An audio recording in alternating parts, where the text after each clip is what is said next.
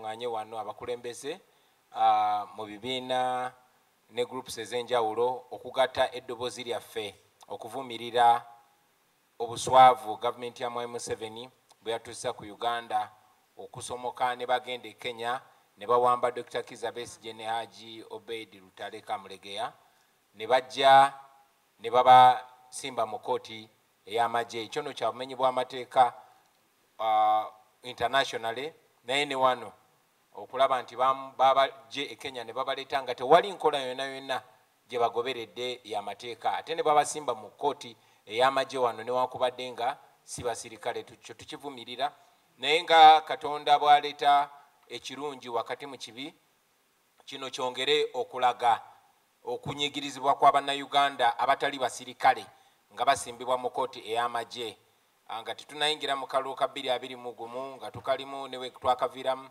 bannaffe abasukka 2,000 bawambibwa bangi ne basimbibwa mu kooti z'amagye okwetolola eggwanga lyonna kyetuvumirira.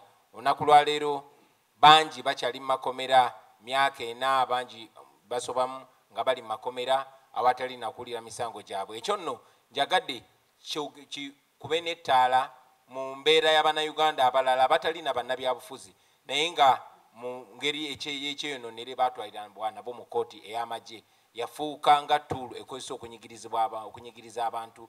Owakanye n'omuntu mukayanira mukazi mukayanira ttaka bw'aba alina connections bajja kuteeka mu kooti y'amagye ovundire mu kkomera. Ekyo tukivumirira nga twongera okubanja Dr. Kizza Besigye ne munne Haji Obeid Kamulegeya babajje mu kooti y'amagye kubasiba n'amagye mu kuddobozi lyerimu nga tubanja abasibe bonna ba political prisoners abatali basibe abatali basirikale abawozesebwa mu kooti y'amagye babajje mu kooti y'amagye babayimbule bwe balina emisango babatwale mu kooti ez'abantu ababulijjo babavunanireyo. Njagala okwebaza Leader of Opposition olw'okutukyaza ne bakulembeze bannange kwe banayongereza okwo. Mwebale nnyo mwebalire ddala.